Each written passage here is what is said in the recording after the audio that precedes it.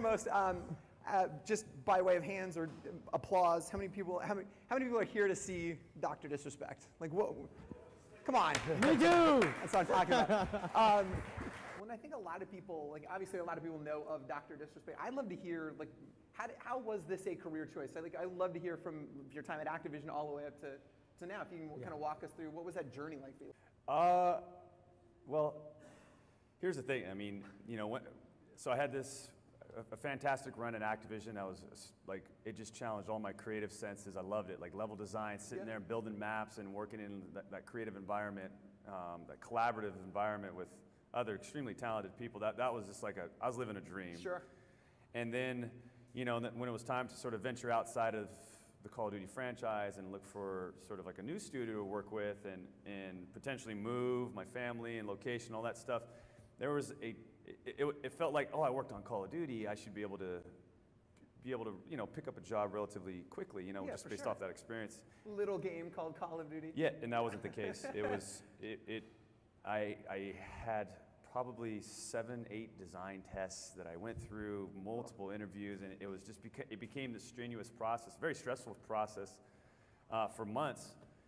And again, it came down to this one company up in Washington, but at the same time, there was just something about meeting Sumit and the timing of that, and it literally came down to a decision. I'm talking 2 weeks, where it's like, do I go here? Do we move the family up to Washington? I'm a California kid.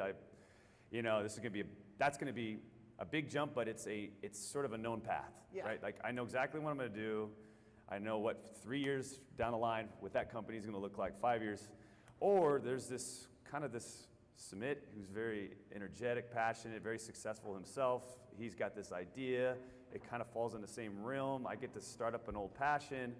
And ultimately, it was just like, my wife, Leo, you'd make the decision. And she ultimately made the decision. She's like, just go for your passion. And that's kind of how it started. Can you talk to me about why Twitch, why that platform? I'm really interested for several reasons, which I'll get into in a minute. But sure, yeah, no, going back to just like building levels, one of the things, you always have your one monitor, your two monitors for, sort of the engine you're working in, and then here's your third monitor. On my third monitor, I always had like Summit 1G up on the live stream. I'd be watching Ninja play the old Halo games, because he was so good at it.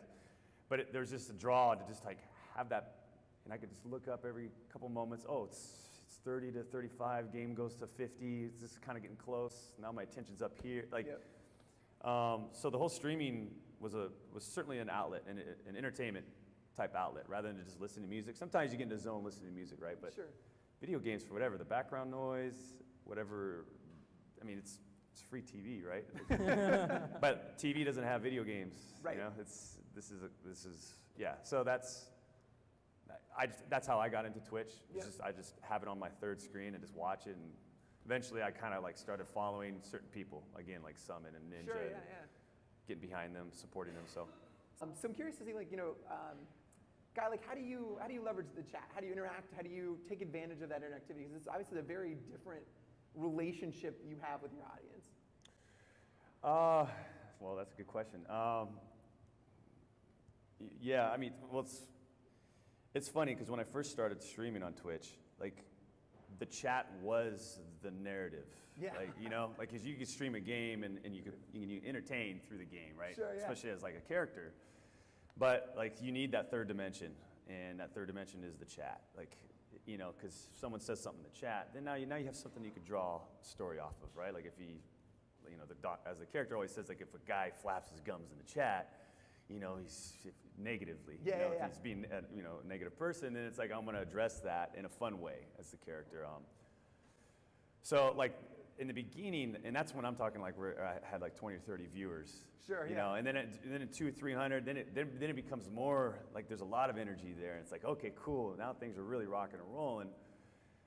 Now it's really tough to engage what the chat's doing, right? I'm sure. Yeah, just cruises by. Yeah. So it's it's actually become a little bit more difficult on where do you put your sort of your energy into, because you've got donations and people that are subbing, and you certainly want to acknowledge that, for right? Sure.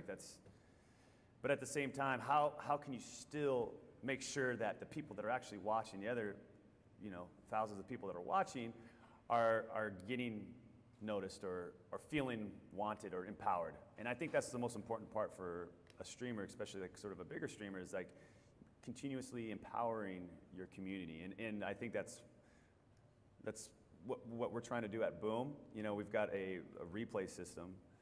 So like if something cool happens on the stream, all of a sudden you see this emote spammed in the chat, and if it hits a certain amount of emotes, then that replay of that cool moment will happen live on stream. What's the craziest thing that either kind of evolved organically from your chat, or what was the actual like best smackdown you did to somebody?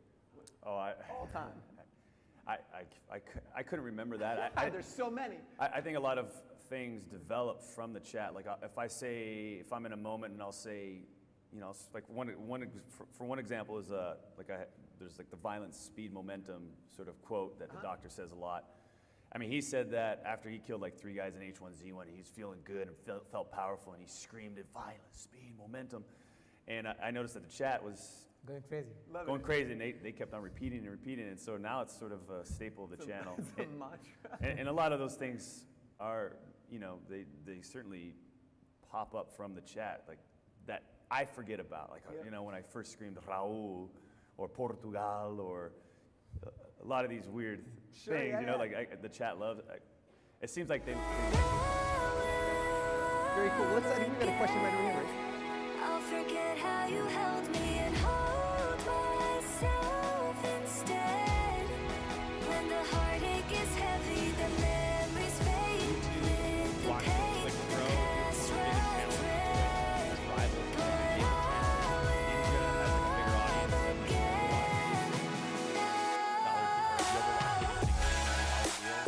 Where do you see your streaming career other large streamers like in 20 years? Yeah, that's a great question. I think the answer certainly varies amongst the individual streamer and their goals, both short term and long term. I think given sort of the nature of my channel and sort of the odd nature that it's driven by a character, like sort of the big picture that I'm looking at is potentially like a TV show, just because of the fictional story that's surrounding the character, like being the most dominating video game player in the entire world. Like I think that right there is a storyline. It's a superpower. Yeah, is a superpower. So, I mean, 2 or 3 years, you'd like to work up to that step, whether that's trying to take the channel to the next level on Twitch currently, or I mean, hearing about how Netflix might, there's those type of adventures. Like I certainly would want to take it to the TV show series. If there's movie opportunities with the character, I'm open to that. But one thing that I am lacking on a personal level is like a creative challenge. Right now, just streaming on Twitch daily, 5 days a week, and kind of doing the same thing, playing the same content. It's not necessarily wearing me down. It just doesn't feel creatively challenging enough. And I don't know what that next level is or what that outlet could be, but I'm looking for it. So, yeah. Hope that answers your question. Cool. Hey, how's it going? My name is Wenz. I was just wondering if you've ever experimented with answering a live stream of questions that are curated during downtime in between games, almost like a live and personal AMA with a chosen set of Twitch users. I haven't thought of that. One of the things I have a challenge with is a structured schedule of streaming events throughout a stream. Like I'm terrible at it. Like Boom, I'm supposed to run Boom tournaments on Thursdays and Fridays at like 4 o'clock, right? And it's like 4:30, 4:45. I'm in the middle of the game. I'm getting texts like, hey, are you gonna start that tournament? So for me that's certainly, I like that idea. I feel like I try to tackle, again, in an organic way. Like, I'll look at the chat. If something catches my eye in chat during any sort of downtime between a game, or if I've died early and my teammate's still alive and I'm spectating him, I'll look at the chat. And if I see something that is worth bringing up on stream and making kind of like a narrative or story out of it, that's what I usually do. But that is interesting. So, Guy, I had a question for you. You had mentioned just in terms of, elevating your creativity and kind of trying different platforms from Twitch, and you'd mentioned Netflix. So, I was just curious, what kind of partnerships are you most excited about in terms of the future of gaming content? Like your creative?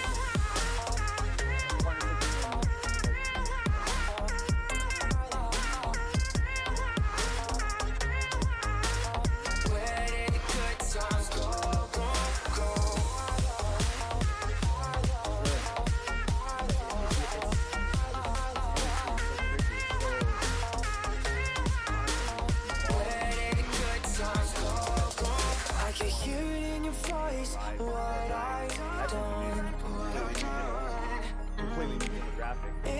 Songs of a broken love. I took everything you had to give. Younger audience, and it feels like the character there, like he not necessarily is worn out his welcome or anything like that, but his demographic, I'm not sure particularly caters to that demographic, this influx. So as Twitch is growing in that sort of capacity, like in that sort of way, is it the right fit for the character? And so like, I'm excited to hear how Mixer's gonna do, how their platform is gonna evolve over the next year or two. They're putting a lot of resources in Facebook.gg's just got into it. I'd be curious to see how that platform evolves.